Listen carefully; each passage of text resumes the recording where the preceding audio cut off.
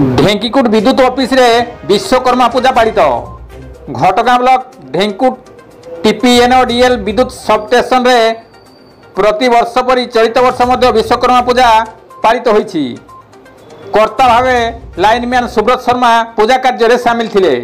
एथिरे कनिष्ठ जंत्री विश्वजित बेहरा, वाणिज्यिक कनिष्ठ जंत्री रोशन पात्र, लाइनमैन सुब्रत शर्मा, महिला स्वयंसहायक गोष्ठी, मीटर रीडर एवं बिल कलेक्टर और समस्त सहकर्मी पूजा सक्रिय सहयोग करथिले। Govind Raut report, KD news.